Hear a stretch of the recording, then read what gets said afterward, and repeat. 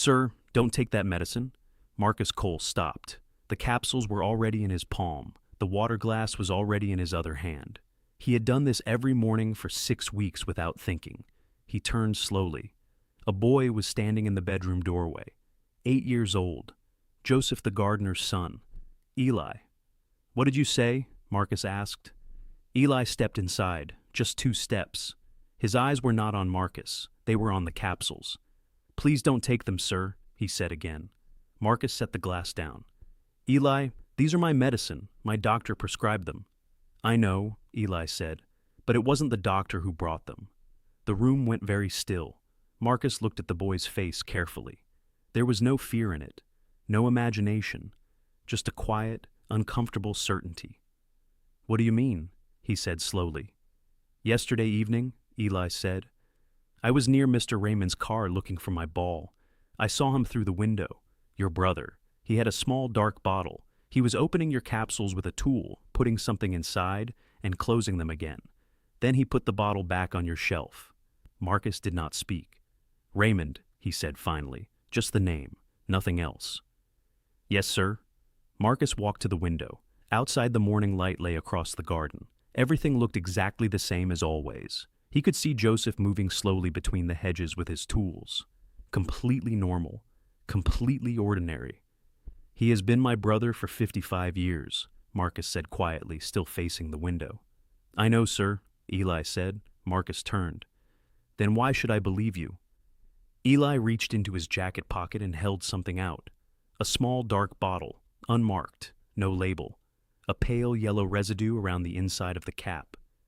"He dropped it near the drain when he was walking back to his car," Eli said. "I don't think he noticed." Marcus took it slowly and held it under the light. He turned it once, twice. The powder inside was nothing like what Dr. Payne had prescribed. He set it on the desk. For a long moment, neither of them spoke. Then Marcus looked at the boy. "Why didn't you go to your father?" Eli looked down at his shoes, then back up. "Because my dad would be scared. He works here." A pause. "And because you've been holding the stair rail every morning. You didn't do that before." Marcus said nothing. "My grandfather held the rail like that," Eli said quietly, "before he died." The room felt smaller suddenly. Marcus picked up his phone. He scrolled to a name he hadn't used in over a year. A man who asked no questions. "Go back outside," he told Eli. "Tell no one. You were just a boy playing in the garden." Eli nodded, but at the door he stopped and looked back. "Sir," he said, "my mom always said, the people who try to buy your silence are never the ones with clean hands." Marcus looked up sharply. "He offered you money?" "Last night," Eli said. "He said if I didn't tell anyone what I saw, he would make sure my dad never lost this job." Marcus pressed dial. The phone rang twice before Carter picked up. "I need something tested," Marcus said quietly. "Tonight, no paperwork, no names." "Send it to the usual address," Carter said. "I'll have results by morning." Marcus hung up and sealed the dark bottle inside an envelope. Then he sat back in his chair and looked at Raymond's capsules still sitting on the desk. He did not throw them away. He put them back on the shelf, exactly where they were. Raymond Cole arrived at the breakfast table at 8 o'clock sharp, the same time he always did.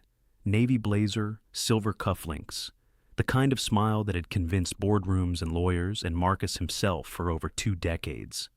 "You look better this morning," Raymond said, pulling out his chair. "Do I?" Marcus said. "More color in your face." Raymond poured himself coffee.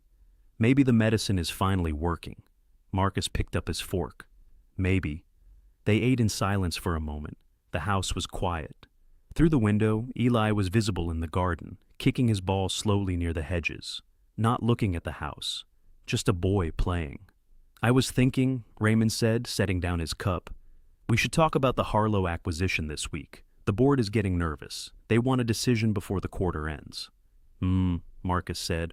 "I can handle the preliminary meetings if you need rest," Raymond added. "You've been pushing yourself too hard." "That's generous," Marcus said. Raymond smiled. "That's what family is for." Marcus looked at him across the table, his older brother, the man who had stood beside him at their father's funeral, the man who had co-signed the first loan that started Coal Industries. 22 years of mornings, exactly like this one. "Raymond," Marcus said, "did you take your vitamins this morning?" Raymond blinked. Sorry?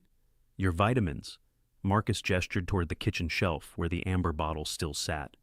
Dr. Payne says the formula is good for fatigue. I have extra. You've seemed tired lately.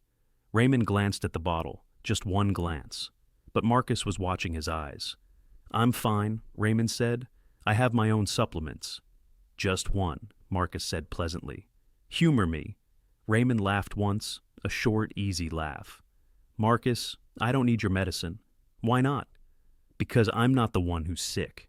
He said it lightly, casually, like a man with nothing to hide.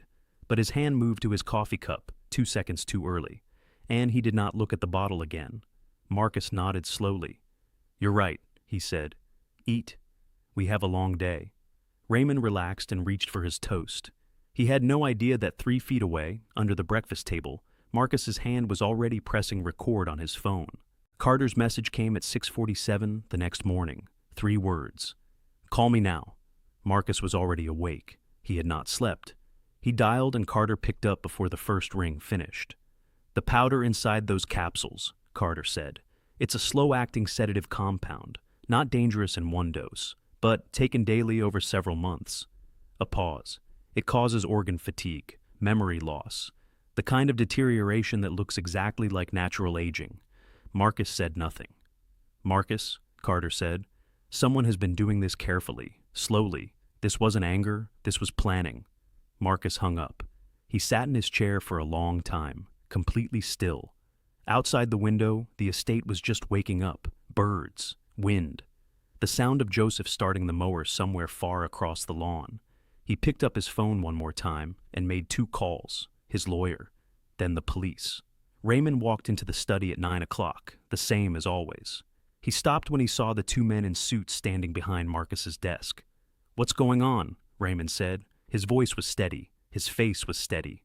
22 years of practice. Marcus stood up slowly. Sit down, Raymond. Marcus, who are these?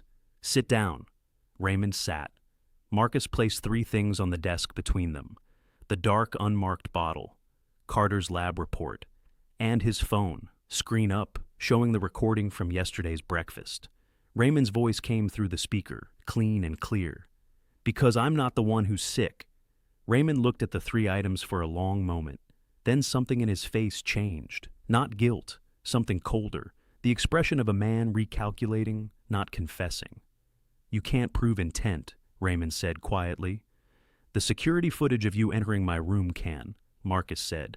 The financial record showing you've been consulting estate lawyers for 8 months can.